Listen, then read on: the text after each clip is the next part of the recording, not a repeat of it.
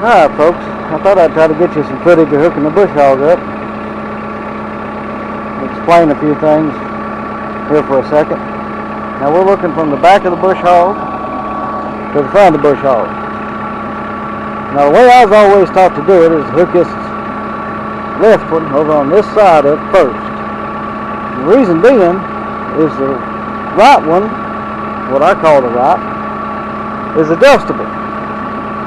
So you want to line this one up when you're backing up into an implement, because it's the one that's not adjustable up and down. Now you may have a tractor that does allow it to adjust up and down, and that's great. But most tractors, and my size tractors anyway, there's only one rear 3-point link arm that ain't adjustable. Another thing you have to consider is, do you have extendable link arms? If you don't have extendable link arms, and I'll show you what those are. That's this. Lets this extend. Let's see if I can show it to you. Like that. That's an extendable link arm. That is probably the most handiest thing on a tractor other than a loader. And a foot throttle. Sorry. It's hard to get everything stuck and unstuck and keep you informed. Now, I do things probably a little different. I use a large slip clutch. The reason being, these fully independent hydraulically driven transmissions, when they stop, which causes the gearbox to bang. Now it probably ain't going to hurt this Bush Hog as far as the gear is banging all the time, but that allows that to overrun. In other words, that's an overrun clutch. Slip clutch, whatever. It's not a slip clutch. This is a slip clutch. It's got clutches in it. You can adjust them with the bolts here to make them slip when you want to. However, that's an overrun clutch. Use it on a lot of old tractors when the transmission is direct drive to the PTO shaft, because if you got a smaller old 8N, 9N, 2N, somewhere in that neighborhood, I don't know exactly which one, but if you try to stop and the PTO's going, it'll actually push you, because the PTO, the centrifugal force back here of these blades turning, transfers back to the transmission and will push the tractor forward. I hope that's a clear enough explanation of that. But on newer tractors, especially ones with independent PTOs, you don't have to worry about that. Even back in the late 60s, they had two-stage clutches, where the two-stage, first part of the clutch, when you mash it down, stops the tractor and lets you change your gears. But you got to push the clutch all the way down, as far as you can push it, to stop the PTO. That's what my little blue tractor has on it. It's a two-stage clutch. This tractor here, the PTO is completely independent. It's hydraulically driven. It's controlled by an electronic switch. I'll show you that. One of these days, maybe not. But some of them's got a mechanical lever. But either way, there's no way to really softly stop your PTO or softly start it. Now some tractors have a lever that allow you to give it a little bit, just like opening the gate, real slow. It lets a little bit of hydraulic fluid in and it starts it slowly. This one's not like that. This one here, you push the button and turn it, it starts. Or if you tap the button, which is a safety feature, it just shuts it off. And this lets it overrun a little bit. Well, this does. And I'll show you where that goes here in just a second. But let me show you this switch.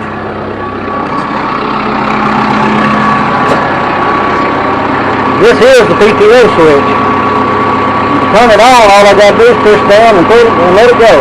PTO's on. To turn it off, all I got to do is tap it. That's just a safety feature. I can just reach over and tap it. That's good and bad. Like I say, sometimes you want to be able to soft start, especially the square baler down there. I would love to be able to soft start it. I can do that with Little Blue by using the clutch. You can do that with a transmission driven PTO. With an independent PTO driven by hydraulic fluid, you can't. It's either on or off. And sometimes I've sheared a pin or two, not meaning to, starting that too fast with the RPMs too high. That's another thing I've seen with people. Start your equipment slow at idle, then bring it up to speed. There's very, very, very few pieces of equipment that you need to start at full RPMs. You'll save yourself a lot of wear and tear and a lot of broke shear pins and keyways if you do that. And if you've not experienced a shear pin or a keyway yet, well, if you've got a tractor and equipment, you will. Anyhow, I'm going to see if I can get you some footage here. I'll show you how this goes together.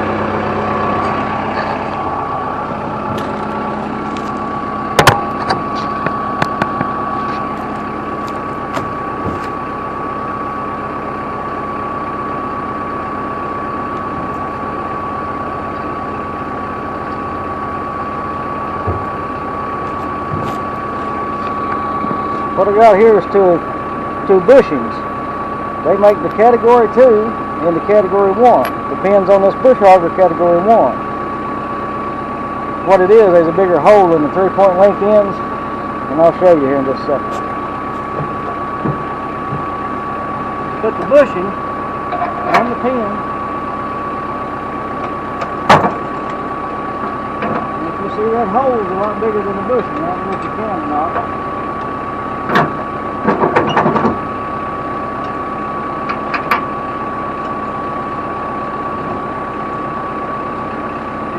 On the other piece. Now the slip plate. That's not a slip plate, it's the overrun plate, I'm sorry.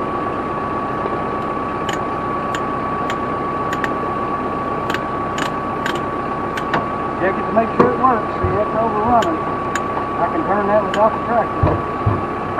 Put your PTO shaft up. Once I hook my PTO shaft, I hook the top one.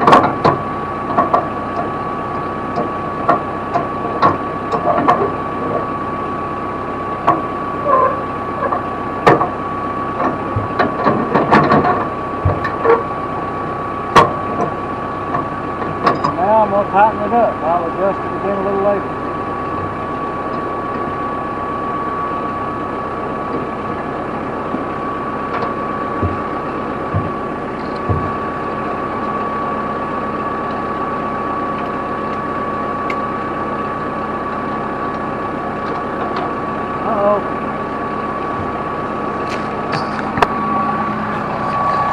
Now, see the left side's hooked up. Everything else is hooked up here. This is why you hook this one last. Because even though this is extended, it's still too short. I can't pick that up because the weight is on that one now of the cutter. So I'm going to adjust it up.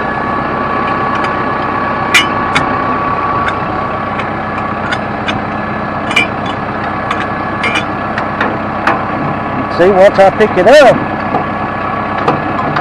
it's hard to do this one-handed.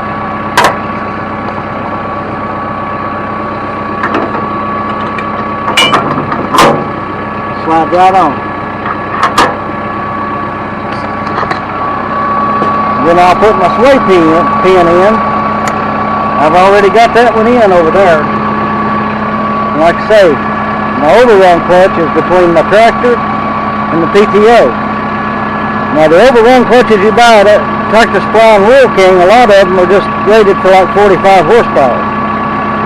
Maybe not that high. This one is a 100 horsepower overrun clutch.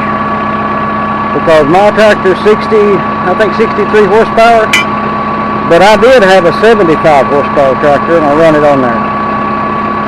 And it worked good. Also, this is not the original drive shaft to the mower. I bought this drive shaft. This is actually a category 5. The original drive shaft, I run both yokes out on a rock one day. It broke here, and it broke here. I also added the slip clutch, and I eliminated changing shear bolts. Been a good cutter, and it's a tough cutter. I like the square back design because it lets a lot of things fly off the back, don't jam up. That's me. If you want a finer cut, get one of the more normal cutters. It's got dovetail in the back. That being said, I made a heavy chain guard for it. That's 3/8 chain on 1/4 inch angle. When I first bought the cutter, I knew I needed it. I just went ahead and made it. This cutter is about 11 years old now. I bought it the same time I bought Little Blue, the little New Holland. That's why it's 5 feet wide. This one's made by Agri-Cutter. The reason I like the square back, I had experience with them from an old Rebel cutter made by Bush Hog. We've got one at my uncle's. That thing is probably getting real close to 50 years old, if not older. And I could go hook up to it right now, and it would cut like it was new. That's how tough it is. Also, the bars on mine. I wouldn't suggest doing this, but if you notice, I replaced the 2 stiff bars here. Simply because I bent them. They will bend, even though this one has a little bit of give right here. And it's designed to give in the 3-point. If you can see, I'm going to adjust this back real easy. And this thing will give, and I'll usually run it way back here. But a lot of times, when you're backing into something, these bars would bend before this gave too much, or this would give all the way. I mean, it would lay plumb against the top link, and then the bars would bend anyway. Not a flaw with the cutter, flaw with the design.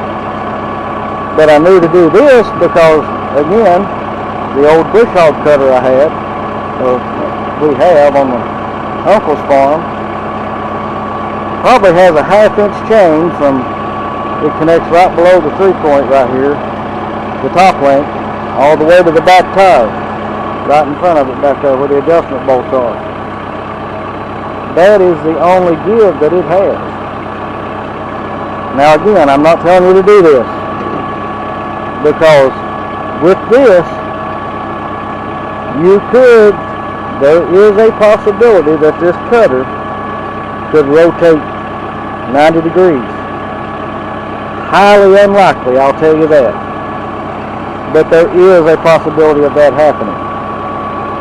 It would take some breakage up here on the top link, some severe bending,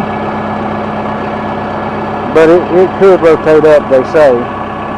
I've seen it at about 30 degrees, but I don't think I'll ever see it at 90. I ain't gonna say never.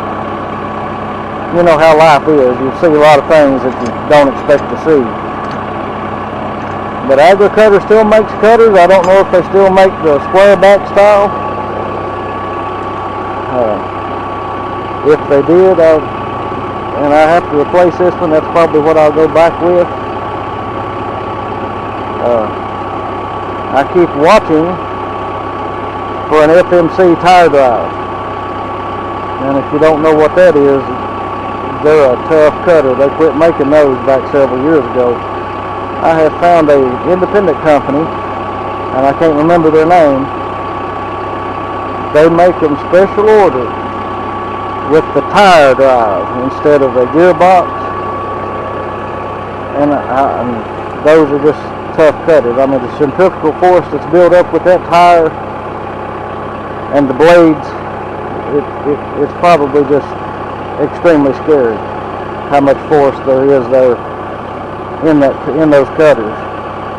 This one here will cut about anything I want to cut. I mean, that's the truth about it. I mean, I've had it in 3-inch stuff. I've had it in probably close to 4-inch stuff. Like I say, I've hit stuff so hard that it actually wringed the drive shaft out of it. But anyway, that's the Bush Hog. I thought I'd show it to you and maybe get you some footage here after a while of bush hogging a little. See you later.